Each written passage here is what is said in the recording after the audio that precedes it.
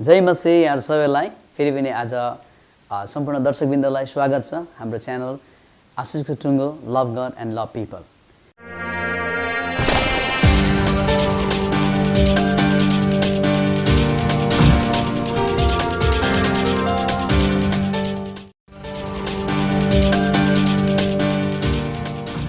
परमेश्वरको अनुग्रहमा आज हामीले धेरै कुराहरू सिक्न अनि बुझ्न पाएका छौँ र प्रभुलाई धन्यवाद होस्। अनि विशेष गरी आज म तपाईहरुको बीचमा सम्पर्क भन्ने विषयमा केही कुरा बाँड्छु गर्न चाहन्छु।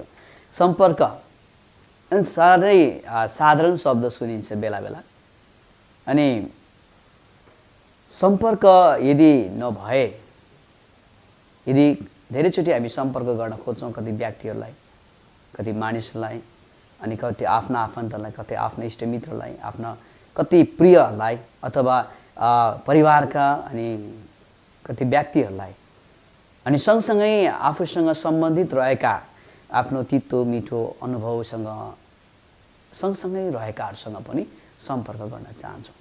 दुःखको कुरा धेरैचोटि सम्पर्क गर्दा सम्पर्क हुँदैन।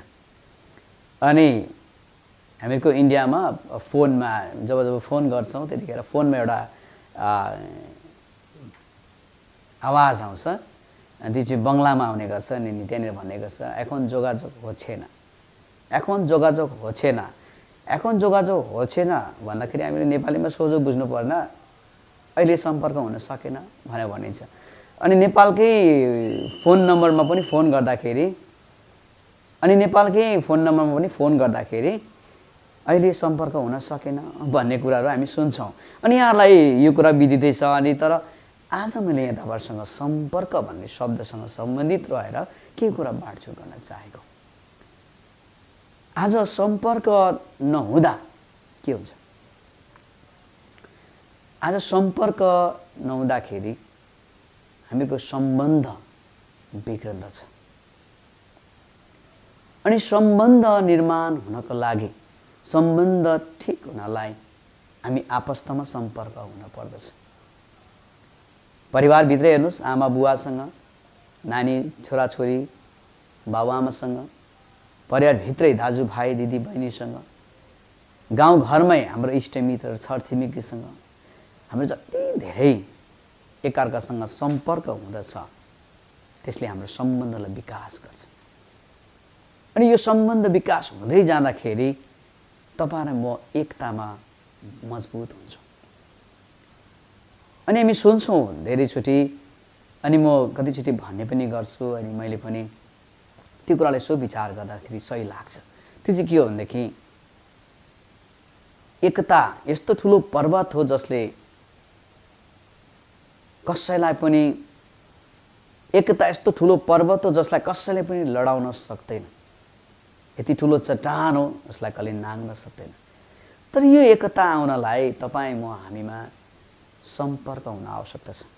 सम्पर्कले नै सम्बन्ध बनाउँछ।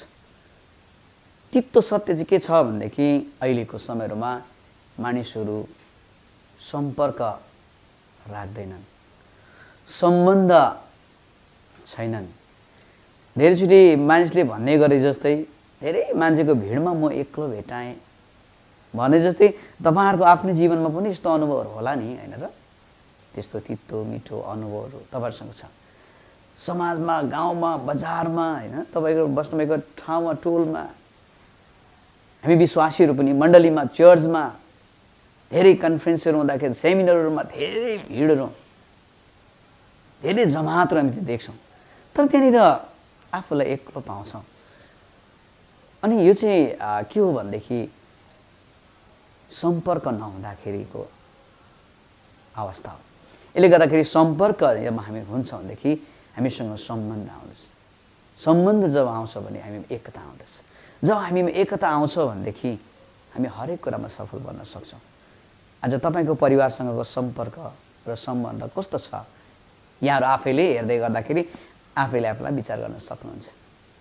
अनि हामीले यस च्यानलबाट दिनु खोजेको अनि भन्न खोजेको कुराहरू के हो भनेदेखि यो च्यानलको नामै हो आशिषको टुङ्गो।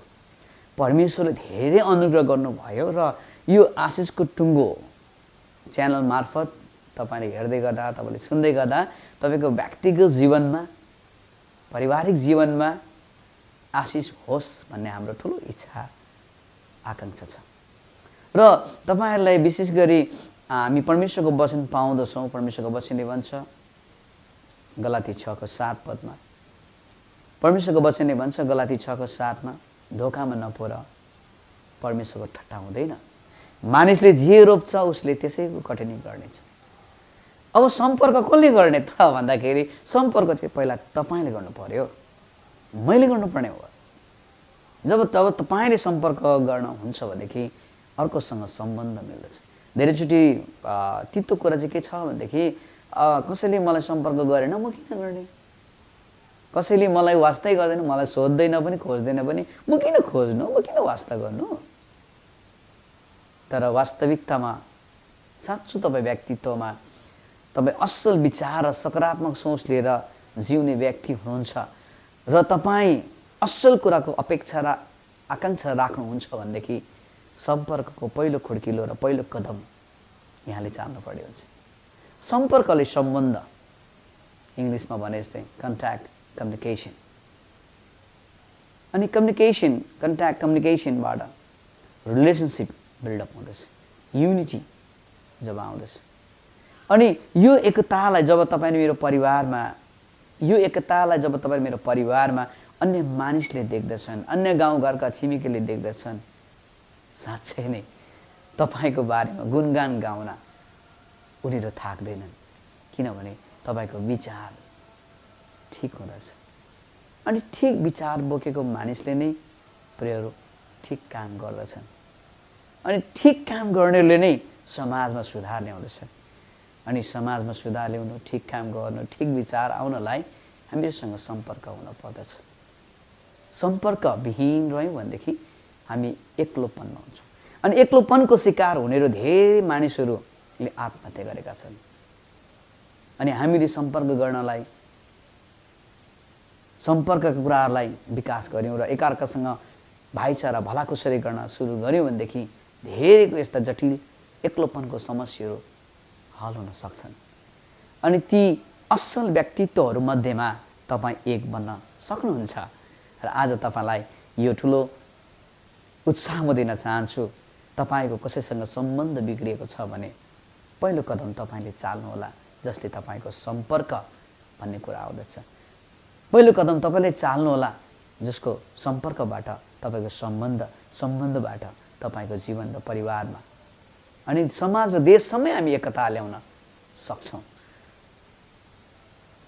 हस्त धन्यवाद यहाँहरु सबैलाई हाम्रो यो च्यानलमा तपाईले यो कुरा हेरिदिनु भएको लागि। अनि यहाँलाई के कस्तो लाग्छ हामीको यो च्यानल मार्फत दिएको यो भिडियोले तपाईलाई उत्साह मिलेको छ, तपाईको विचारलाई कमेन्ट बक्समा तपाईले व्यक्त गर्न सक्नुहुन्छ। अनि सँगसँगै हाम्रो च्यानल युट्युब च्यानललाई सब्स्क्राइब गरिदिनु होला अनि लाइक अनि शेयर पनि गरिदिनुहोस्।